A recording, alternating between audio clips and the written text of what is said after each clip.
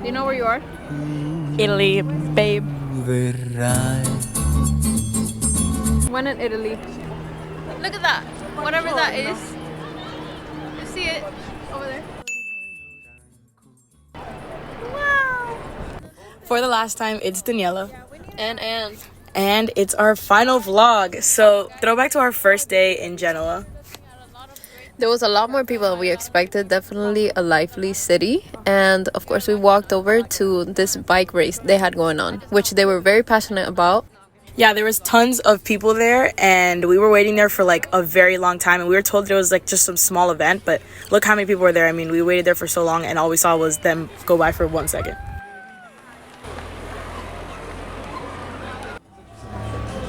Alright guys, cooking class. In this part we were in the cooking class and we were able to see the other side of things, preparing the meals and getting everything ready, but we still got served. It was great service, great hospitality. We got drinks, they gave us some snacks as well while we were cooking, so it was amazing. And we were filled with such gratefulness that Andres even ended up giving a speech thanking the chefs and us. Thank you to our wonderful professors. Cheers to an amazing weekend of food, laughs, bonding, and a lot of alcohol. Cheers. Salud. I'd have to say one of our favorite parts of the trip was meeting the locals. And it was like a random part of the trip that we didn't even plan. We tried to go out and try to find somewhere to hang out, but nowhere was like safe or open before 12. So we ended up just hanging out in front of our apartment and meeting all these cool people. It's a very different culture. Their version of going out is not getting drunk and doing anything. It's just talking to their friends in the streets. And then we ended up going out with some of the girls a couple days later, and they showed us Bocadese, and this amazing beach that we would never have known was there unless they showed us. Then we took some of our friends there, and then we stayed in Bocadese and met even more friends.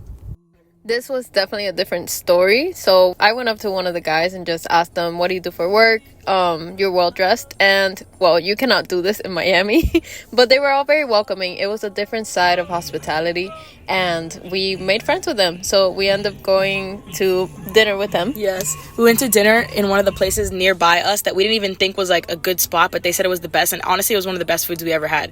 And we ended up getting along. We made some inside jokes. Like they spoke English, but it was like broken English. But still, these people were so sweet and we just all got along very well. So we are here hiking. We've been hiking for about, I think, 20 minutes. You can't see the view, but it's great, and we're all super tired. Really tired. But it's okay, it's worth it. Look at her go. We're going through it. Like I mentioned, it was challenging, but we did get to see a lot of tourists, and they were, well, most of the people in the hike were speaking English to us. They were very nice, and they were even like vibing to our music. Andres was like blasting some music, and that's how we found out that most of them were tourists. We even met somebody from Miami, and funny enough from Kendall. So that was great. We ended up like doing the rest of the hike with her, and she took some of our pictures for us, and it was great. All the destinations we stopped at, and this was in Cinque Terre, so we stopped at a couple places, they were very overpopulated. Like a lot of the places we stopped at, like we couldn't even get in because look how many people were there. It was obviously beautiful, which is why there was a lot of people there, but mainly tourists. Like this was a tourist trap if you've ever seen one. Oh, that was so fun. Doing great, and I'm gonna show you where we were, which was kind of crazy. It's also packed here, but yeah, look. So we were all the way over there in the other city. It's kind of hard to see right there, and then we climbed all of that, all of those mountains, and some that you cannot see, all the way over here, and we made it. And we lost people, but it's okay. One thing that we noticed in these areas is that the people working here, whether they were like working at the train station or working at some stores or restaurants, they were either very welcoming to tourists because they knew there were going to be lots of them there, or they were very rude and they can't stand tourists. So honestly, there was no in between, and we noticed this throughout the entire trip, honestly, but like mostly in these really overpopulated areas. So we tried to get a boat, kind of last minute, but they were upfront about the prices. Very nice. However, we did not have the budget right on hand. But it's definitely one of the biggest attractions there because of the different cities and ports that they have. Julia. What's up? Yes. Daniela. And the monuments. So we're here in Pisa. en Pisa. In Pisa.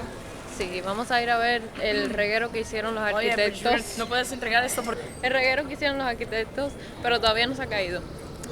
But no, Well, there's hope. excited. There's hope for today. There's hope. There's hope for that tower.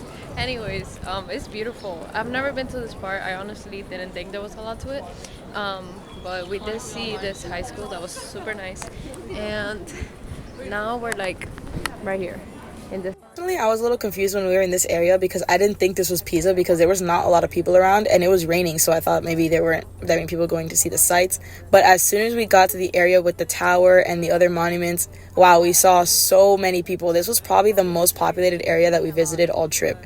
Of course, people wanted to take the classic Pisa picture, but that's really all they cared about because when we went into certain monuments, certain chapels and churches, there weren't that many people in there. As you can see in some of these following videos, it was pretty empty and there was even like construction going on inside.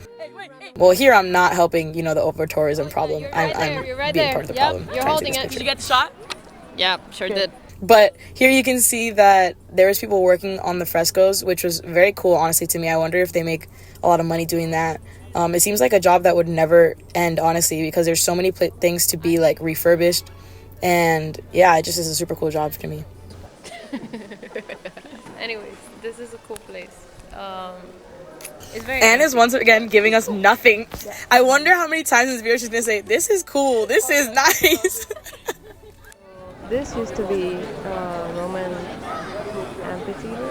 They used to have buildings in the middle, and then Mussolini wanted to restore the Roman look, so they removed it, and now that's why it's shaped like an oval. You can see it right there if you can read. But it's pretty cute. Lenin's picture. Look. No, I'll be down. Hey. That's cute. We're down. We're down for pizza. I'll do with the Lenins. This was one of the areas that we did not experience great service as we expected, since we ordered lemonades and then afterwards we left. They were asking why we didn't drink the lemonades even though we paid. So that was interesting. After not finishing our lemonades, I think the real crime was ordering Hawaiian That's her pizza right there. in Do an you need to Italian find her? restaurant in Yep, Italy. That's her. In Italy? No, in Italy. In Italy. We're here enjoying some lunch and the service has been great so far.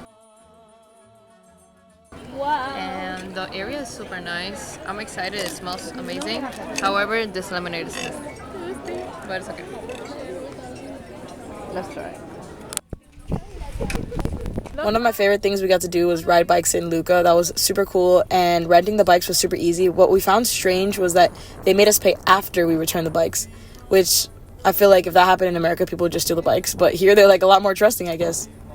Unfortunately, we couldn't make this video without including some of the worst service we got on this trip. The service was so bad and they were so confused that Professor Rice became a literal waiter. Look at Julia's face. She knows that it's wrong. Did you have the meat? We all got the meat. I mean, we don't understand. Between the waiter confirming with the professor that he ordered the meat when all of us ordered the meat, the only good part and funny part of this dinner was Andres going in absolutely like a carnivore on this meat.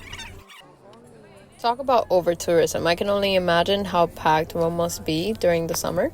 And as we can see here, this is us, and then when you move the camera, it's just a lot of people and a lot of little heads that I was trying not to get. But it was definitely packed and one of the areas that people like to visit the most. So we had a weird experience going to Milan because we mixed the train. We met this individual though.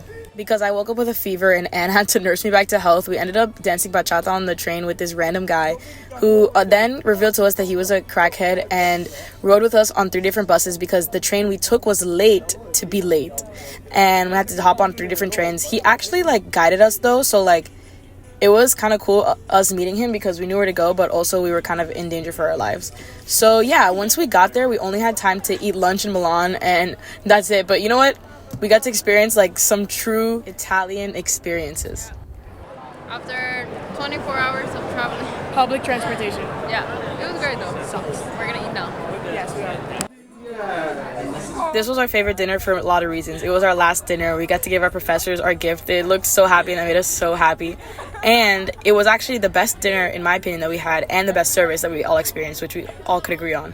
Even though Professor Rice was mad that I made his head a little too big in the picture, we truly ended off our last dinner on a high note, hospitality-wise. You can make it small.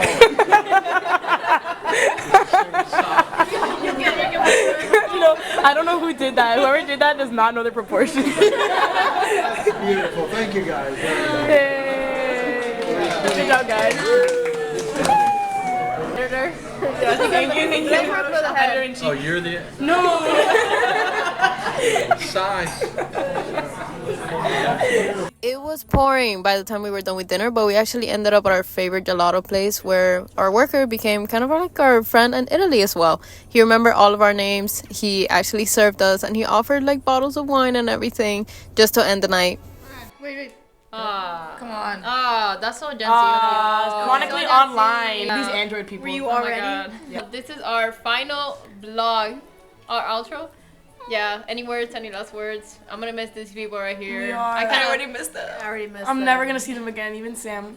No, stop. I live that far. We actually are neighbors. but yeah, We never knew each other. we kind of like each other, you know, like a little bit.